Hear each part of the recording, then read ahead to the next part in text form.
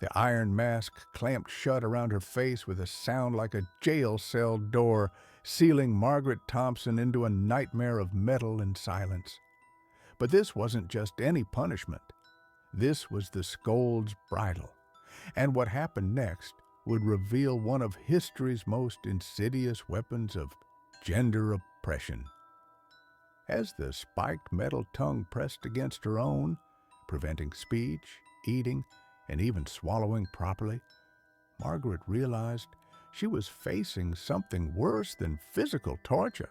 She was being systematically erased as a human being, one breath at a time. Welcome back to History Grandpa, where we uncover the most shocking methods ever devised to control and silence the powerless. The Scold's bridle represents one of history's most psychologically devastating instruments of social control, a device specifically designed to punish women for the crime of speaking their minds. Unlike other punishment methods that targeted criminals or political dissidents, the bridle was created to enforce gender hierarchies and silence female voices that challenged male authority in domestic, social, or economic spheres. This iron mask emerged in medieval Europe and reached its peak usage during the 16th and 17th centuries, though variations appeared across the Western world wherever patriarchal legal systems sought to control female behavior. The bridle wasn't just a punishment device. It was a symbol of male dominance that could transform any outspoken woman into a silent, dehumanized object of public ridicule. The construction of a Scold's bridle required considerable metalworking skill, as each device had to be fitted precisely to the individual victim's head and facial structure. The basic design consisted of an iron framework that enclosed the entire head, with a hinged front piece that could be locked shut around the face. The most crucial component was the internal tongue depressor, a flat piece of metal, often studded with spikes or rough surfaces that would be forced into the victim's mouth. The crimes that warranted the bridle were tellingly specific to female behavior and social expectations. Women could be sentenced to wear the device for scolding, arguing with husbands or male authority figures, gossiping, nagging, quarreling with neighbors, speaking out of turn in public, or challenging religious or civil authorities. These weren't crimes in any modern sense. They were simply expressions of female agency that threatened male control. The psychological warfare began before the device was even fitted. Women sentenced to the bridle would be publicly shamed, their crimes read aloud to gathered crowds who were encouraged to mock and jeer. This preliminary humiliation served to reinforce community standards about appropriate female behavior while beginning the process of stripping away the victim's social identity and human dignity. The fitting process was deliberately traumatic and designed to maximize helplessness and terror. The victim would be held down by multiple people while the iron framework was positioned around her head. The internal tongue piece would be forced into her mouth, often causing gagging, choking, and panic as she realized her ability to speak, eat, or even breathe normally had been taken away. Once locked in place, the bridle created a cascade of physical and psychological torments that reinforced each other in devastating ways. The spiked tongue depressor made speaking impossible and swallowing extremely difficult. Any attempt to move the tongue would drive the metal spikes deeper into tender flesh, creating fresh wounds and intense pain with every involuntary mouth movement. The external cage prevented the victim from eating solid food, drinking normally, or receiving any comfort from others. The iron framework often included a chain or rope that could be used to lead the woman through the streets like an animal, adding public humiliation to the catalog of suffering. Some bridles featured decorative elements, bells, animal ears, or grotesque faces, designed to make the victim appear ridiculous rather than sympathetic. The physiological effects were severe and often permanent. Prolonged wearing of the bridle could cause malnutrition, dehydration, infections from the metal spikes, and permanent damage to the tongue, teeth, and jaw. The inability to close the mouth properly led to constant drooling, which added to the victim's humiliation while creating additional health problems. The psychological impact was even more devastating than the physical suffering. The bridle attacked the very essence of human communication and social connection. Victims couldn't speak to defend themselves, call for help, express pain, or maintain relationships with family and friends.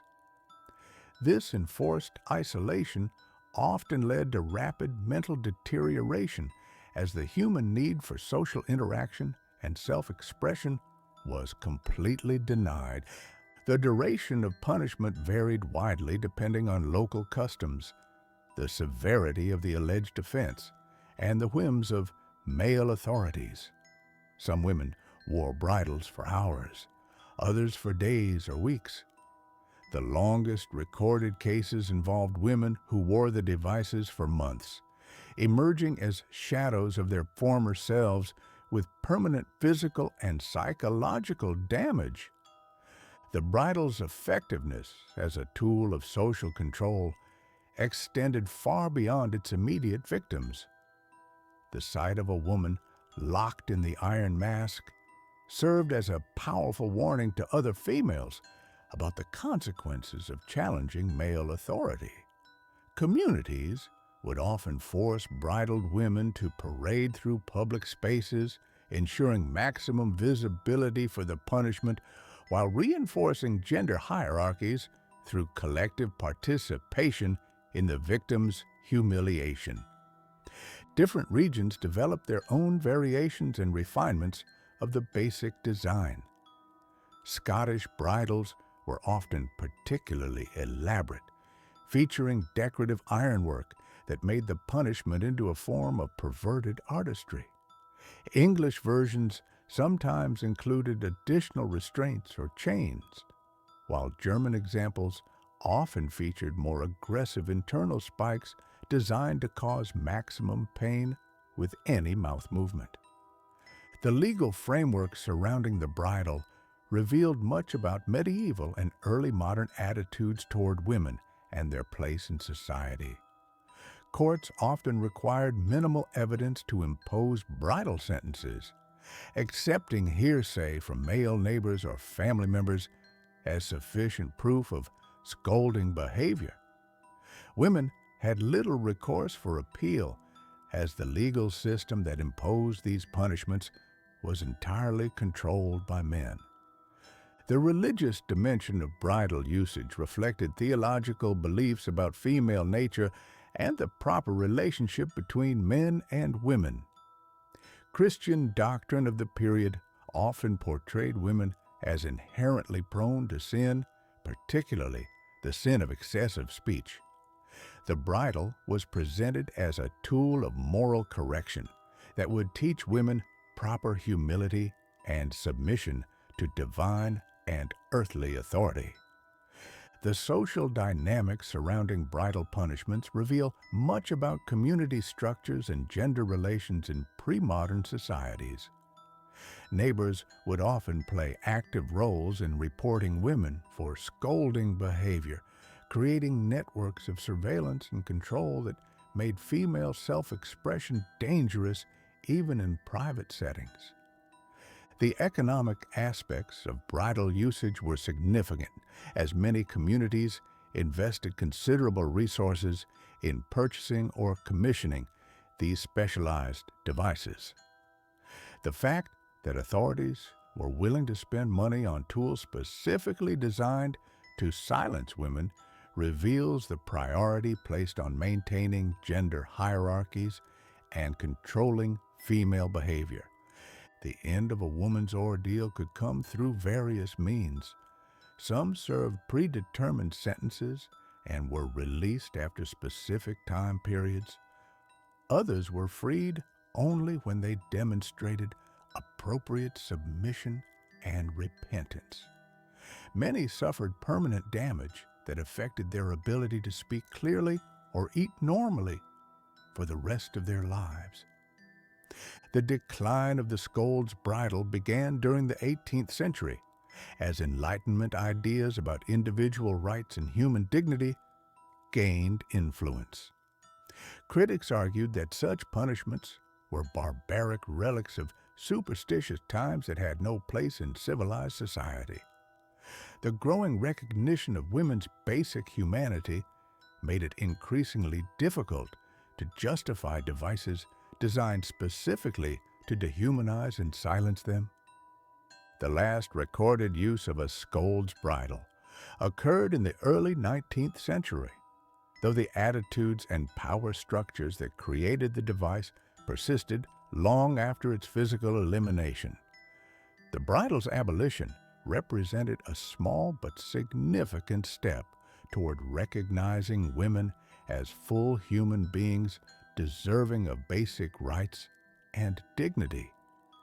Modern feminist scholars have identified the Scold's bridle as a particularly clear example of how legal and social systems can be weaponized to maintain gender oppression. The device demonstrates how societies can create elaborate justifications for systematic cruelty when it serves to preserve existing power structures and hierarchies. The psychological principles underlying the bridle's effectiveness, the attack on communication, the enforcement of silence, the public humiliation, and the dehumanization of victims continue to appear in various forms throughout history.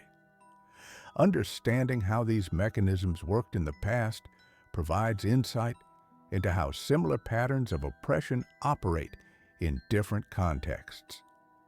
Today, surviving examples of Scold's bridles can be found in museums dedicated to the history of crime and punishment, where they serve as stark reminders of how gender-based oppression can become institutionalized through legal systems. These displays often provoke strong reactions from visitors who recognize the device's symbolic power, even centuries after its last use. The legacy of the Scold's bridle extends beyond its historical use to influence modern discussions about free speech, gender equality, and the proper limits of social control. The device serves as a powerful symbol of how easily societies can justify extreme measures when they believe certain groups need to be silenced or controlled. The iron frameworks that once enclosed women's heads have long since rusted away, but the questions they raise about power, control, and the right to speak remain disturbingly relevant. The Scold's bridle reminds us that the capacity for systematic oppression exists within human societies, and that the weapons used against the powerless often masquerade as tools of justice, morality, or social order. The women who faced the bridle often found that their voices, once freed, carried more power than their oppressors had ever imagined. Many who survived the experience became advocates for women's rights and social reform, proving that attempts to silence human dignity and agency ultimately strengthen the very forces they seek to destroy.